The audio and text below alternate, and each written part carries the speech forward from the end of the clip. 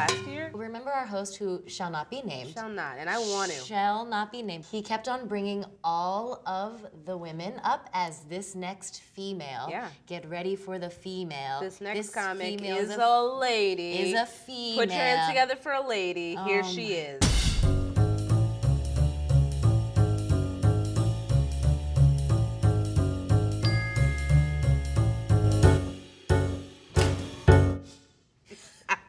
How was last night for you? Oh man, it was a dream. It was so fun, yeah. Babies like me, because babies think that I'm just a sneaky ass baby. It could be a stranger's kid screaming, crying. I walk into a room, a baby's like, wow, ooh, look at you, walking around here all unassisted. That was my first taping. Yes, congratulations. Thank you very much. Welcome. Congrats to you. That's a good credit too. You added your first little Comedy Central thing. I know. I know. Yeah. And these two white women tapped me on the shoulder, and I turned around, and they go, "Where are you from? Like, where are you from? And so I looked them dead in the eyes, and I said, "In a land so far away, where everyone looks the same, my home I yearn to see, pussy willows tickle trees, snowy flakes south of the moon. I hope this song will bring you to Erie, Pennsylvania." What was your first time on stage like? I mean, I came from very randomly came from a family that did a little bit of showbiz. Interesting. When my sisters were 5 or 6 years old, they entered them into a mall talent show competition. That's right. And that's right. Classic refugee story. You know, enter them into a mall cute competition. Kids, let's put them to work. Yes. And it was a very white suburb. So these two little Vietnamese girls dressed in matching dresses, singing Frère Jacques in Vietnamese, blew people's minds. Yeah. They were like, this is talent. So much culture. So many new point of views, oh my God. So they started putting me into photo shoots and I loved it. It's fun. When did you first know you were funny? I watched a ton of Martin Lawrence stand-up when I was a very little girl. And I definitely remember picking out personality traits. Like a comedian is confident and they're a good public speaker and, they're good storytellers. And I just remember saying, I can do this. Not gonna tell anybody for 20 years, but I could maybe be one of these comedian people, I remember really I didn't tell anyone? No. This was just your little... I remember internalizing it, really having that epiphany, and still feeling the fear of, but if you tell people, they're gonna dissuade you.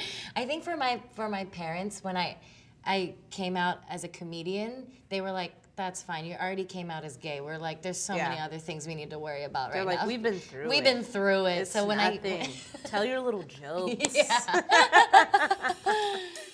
I brought something from my childhood. Ooh, I see stickers. You see stickers. You know how you wrote notes to each other and would just leave them in? Yeah, fold them up into a crazy thing. Yes. Yeah. We didn't do that. We wrote in a notebook that we would pass back and forth to each other. That's not very secure. No, and I ended up with it, which I'm so thankful for. So I'm gonna share with you. This is what I like to call my gay breadcrumbs, because when I look back on my childhood, there were so many moments where I was like, oh, you're so gay. Oh. But at the Why time, didn't anyone tell you? Yeah. But at the time, no idea. Just writing love letters to your friends? Yes. Casually. This is my best friend. We played soccer together. We had sleepovers together. Yeah. Not gonna name her, but hi, good to see you. This is one of the notes that I wrote her. I hope we get to do something this weekend. I want to take you out to dinner. I'm in 5th grade. And then we could go see Charlie's Angels. Wow. The most gay thing you could go see. This is classy, though. Eat, sit back, and watch some girls kick ass. Cool B-Day. Hey. I didn't want to be so aggressive, so I love that I'm just eat, sit back. Look, we're just two friends sitting on each other's laps. at the movies. Oh my God, I wish. Yeah, I know. I hope she sees this. I hope she sees this too. And I hope she's like, I did want to see Charlie's Angels. Oh my gosh. I want to show you one of my favorite books. I read this book by Steve Martin. It's called Born Standing Up, and I read it after the first time I bombed, which was at a comedy club. The first time I ever got booked at a comedy club. And when I tell you I bombed, I mean it. I bombed. There was silence. I got one laugh throughout the whole set. I remember it was a lady, and she laughed at an act out I did where I was pretending to dig. And I started digging, and she was like, that's funny to me. And nobody else laughed. And I got off stage, and I felt so defeated. I had been in comedy for about a year, and so I went home and I read Steve Martin's book. And if you look in his early career, he mostly just bombed. And learn to bomb. It's such an important thing to learn. To get comfortable in that silence, even is Yes. power. To be like, it's all right, I'm comfortable in this. Tell me about your pictures. Like, what is this? Okay. These are like These childhood are, photos? I mean, as you know, I used to be a little kid A mom. child star. Star Yeah. is strong. I like it though.